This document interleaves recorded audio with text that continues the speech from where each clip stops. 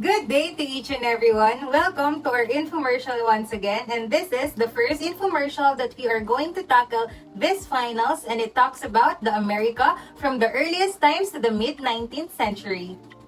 A century after Louis XIV, George Washington suffered toothache in America.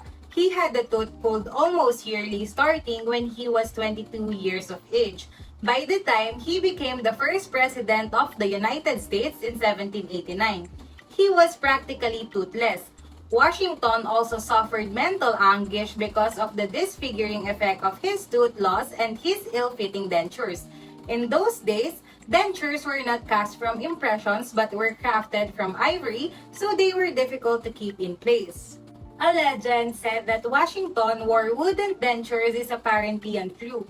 He had dentures made of human teeth, ivory, and lead, but not wood. Traders in teeth would also follow armies and pull the teeth from the dead and dying after a battle. The beginnings of dentistry in the United States came in the 1630s with the settlers of the Massachusetts Bay Colony, who were accompanied by barber surgeons, and one of the first dentists in America was English surgeon and dentist John Baker, who settled in Boston in 1763. Robert Woofendale, who emigrated from England in 1766 and practiced in New York City. Jacques Gardet, who moved from France in 1778, eventually settling in Philadelphia. And in early colonial America, dental care was also rendered by artisans such as ivory turners. One such artisan was Isaac Greenwood, who began practicing dentistry in 1779 and is considered to be the first American-born dentist. 4 of his 6 sons became dentists too. The most prominent one is John Greenwood, who served as George Washington's dentist. Other craftsmen performed a variety of dental services, and the most well-known being is Paul Reverie, who practiced dentistry for 7 years in Boston. The first book on dentistry to be published in the United States appeared in 1801 and was written by Richard Cortland Skinner, a young immigrant from England. Through the letters, journals, and accounts left by our first president, we have a well-documented case history of his lifelong dental problems and level of dental care available in the mid and late 18th century. According to his accounts, he received the standard medical treatments of the day, which included heavy doses of the infamous calomel, which is mercurous chloride that can lead to the destruction of the teeth. And when George Washington was inaugurated for his first term as president in 1789, he had only one natural tooth remaining and was wearing his first full set of dentures made by John Greenwood.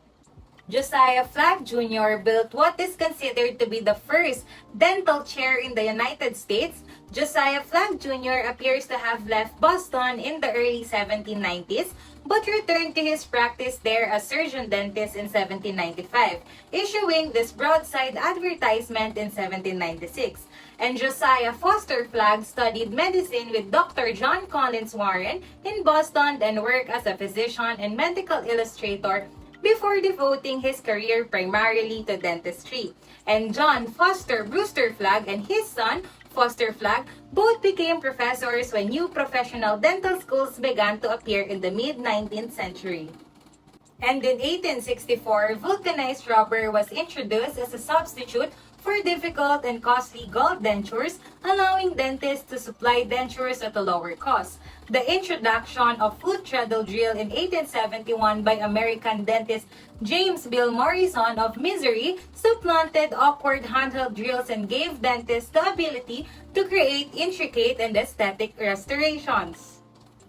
And now, let's proceed to the so-called amalgam war rage from 1840 to 1885, which broke up friendships and even threatened to disrupt the profession.